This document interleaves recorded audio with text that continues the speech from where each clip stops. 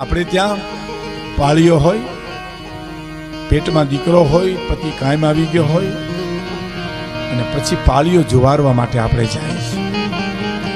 પાળીઓ જુવારવા માટે ગાડું જોઈ અને જાય છે, લાજ કાઢે છે પાળિયાની. અને આમ પાળિયા સામે રાજપૂતાણી બેહે છે ને, સાંભળજો સાહેબ, દાદુભાઈનું શું ઊંડાણ છે. દાદુભાઈની કવિતાને સમજવી બહુ અઘરી પડે સાહેબ. આમ ખોળામાં દીકરો છે, પલોઠી વારી લાજનો ઘૂંટો તાળી પાળિયાને જુવારે છે. ઈ પેલા ઓજલ ઓઢણ આઘાર યા જીવન વા જલી જુવારતી હતી ને ત્યાં પવનનો જોટો આવ્યો. ઓજલ ઓઢણ આઘાર યા જીવન વા જડીએ લાજ કાઢી હતી. પ્રતિમા હમું જોયું ને ત્યાં તો એનું સૌભાગ્ય યાદ આવ્યું હતું એને કે હું ચૂંદડી ઉઠીને મારા બાપને ઘરેથી ઓરડે અહીં પરણીને આવી હતી. પણ ઈ યાદ આવું આંખમાં આહુડા ભરાણા અને પવનનો જોટો આવ્યો સાહેબ. ઓજલ ઓઢણ આઘાર યા જીવન વા જડીએ પછી પીડા બે ટીપા પાળીએ ઘણ મોડી ખડીએ સાહેબ. એ આહોડા ને ટીપા પાળિયા ઉપર પીડ્યા ને અને તરત જ બાઈ બોલી કે ના ના, હવે પૂજા થાળી પડી રહી, એમાં સામગ્રી અનેક, પણ સ્વીકારજો મારા સાહેબા મારા આંસુનો અભિષેક. એને ઈ કીધું છે કે આવી નમતી હાજે કોઈ નમતી નમણી વિજોગણી ના ઉના હોડે મારે નાવું છે. આમાં આ હોડ મારે નાવું છે. મને કોઈ દાખલો દ્યો કે 18 પાદરના ધણીએ ધોહરું કાંધે ચડાવ્યું એવો કોઈ જોટો હોય તો મને કયો સાહેબ. દેપાળે રાજા ઘોડે ચડીને પ્રજાના સુખ જોવા જાય છે. એમાં એક ચીજ જોયું, ચારણે એક વાવડીનું ટાણું બળદ મરી ગયેલો, ગરીબાઈ આંટો લઈ ગયેલી, એટલે બાઈ એક બાજુ હાથી છે ને એક બાજુ બળદ છે. દેપાળે રાજા આમ જોયું, ઓહો ઉભો રે બાપ ઉભો રે. ધ્યાન નતું એનું, એની વાવડીમાં મસ્ત હતું.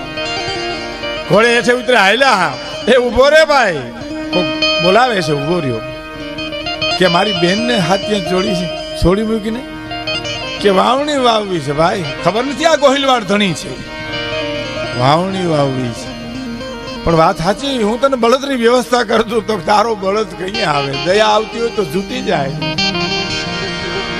સાહેબ. બળદ આવે એ પેલા ત્યાં સુધી ચારણે જોડી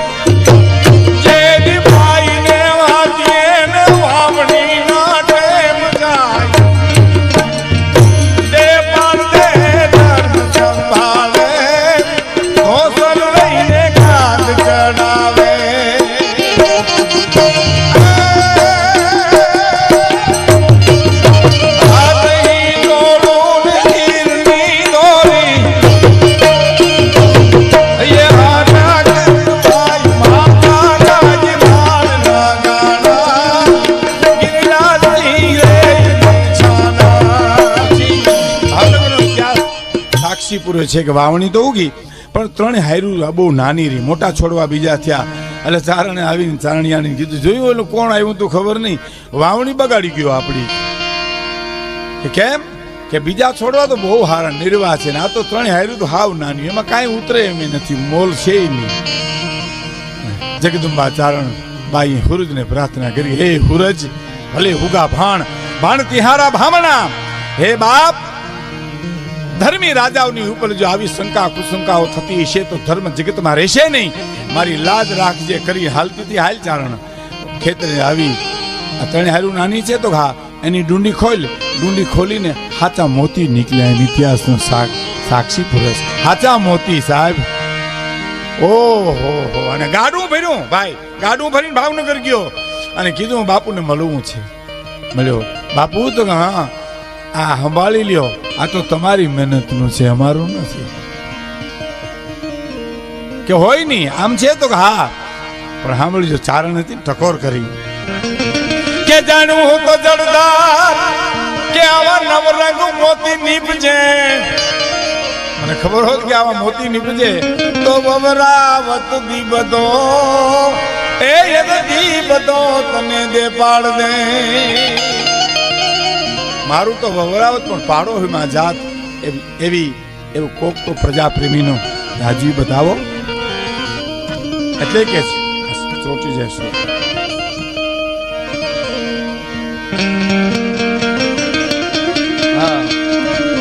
આજે હાલડા ગાવા જોઈએ. જેમ ભાઈ દિવાળીબેનને કીધું કે એક હાલડું ગિરિરાજસિંહનું ગોંડલ એમનું મોસાળ બહુ સરસ દિવાળીબેને પોતાની રીતે રજૂ કર્યું.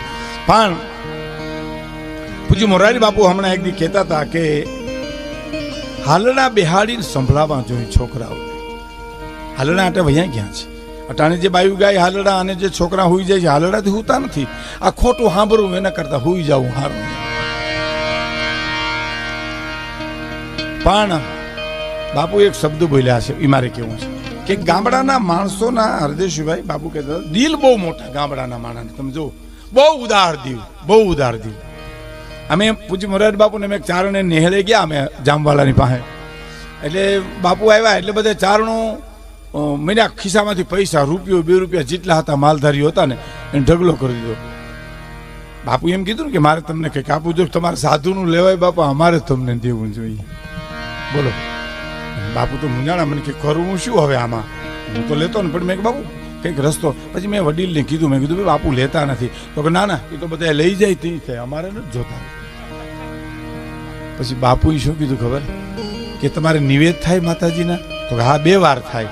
એમ 11,000 રૂપિયા હું તમને આપું, માતાજીને નિવેદ મારા વતી કરી આખો નેહડો જમજો ને બસ. એમ કહેતા હતા એક દી બાપુ કે ગામડાના માણસના દિલ બહુ મોટા અને બહુ હાય. ગામડાના માણસે મને કીધું, મને કે ભીખુદાનભાઈ લોભી માણસને બંગલે જઈને બેહીએ એના કરતા દરિયાને કાંઠે જઈને ન બેહીએ કે ઓલો ઘૂઘવાટા તો કરે, આ તો ભણનો દીકરો હામું ન જુએ કે એના દિલ બહુ મોટા. એનું કારણ સાંભળજો, એને વિશાળતા અરે સંબંધ છે ભાઈ. એના ફળિયા મોટા, એના ઓરડા મોટા, એની ઓહરીઓ મોટી. એ આમ જ્યાં ઊંચું જોયો તો આપ દેખાય, ચંદ્ર દેખાય, સૂર્ય દેખાય. જેની વિશાળતા અરે સંબંધ છે ને એના દિલ બહુ મોટા. આપણે ગામડામાં તો શું છે, શહેરમાં, આપણા શહેરમાં, ગામડા કરતા શહેરમાં નાના ફ્લેટ ને એમાંય નાના રૂમ ને બીજા રૂમમાં જાય તો કોણિયું ભટકાય, ઓની કોરથી આની કોર. અને બાથરૂમમાં નાવા જાવ એટલે બાથરૂમમાં જગ્યા તો ન હોય, ડોલ ને ખોરામ લઈને નાવો તો એ થાય. હવે ત્યાં દિલ કેવી રીતે મોટા થાય? અને બીજું કારણ જે બાપુ કીધું ને એ હું હાલડું તો દિવાળી બેન યારે કરી ગાઈ દો, પણ હું એક ફરી વાર ગાઈ દઉં.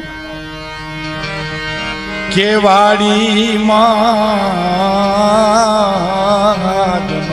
હોટો અમારા ગિરિરાજનો જીવ છે મોટો.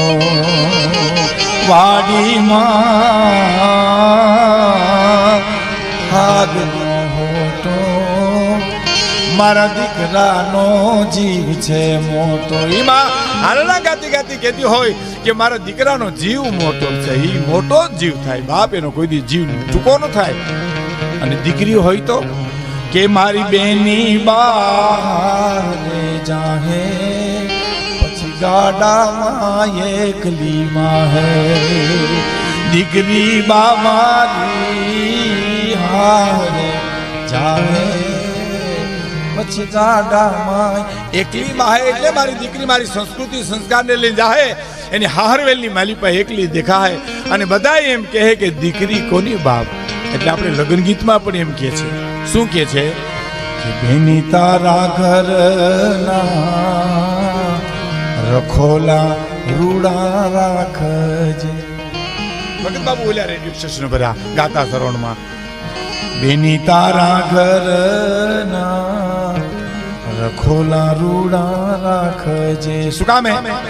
બેની તું વધારજે તારા હાહરિયા ના માન પરણીને હાલ્યા સાસ.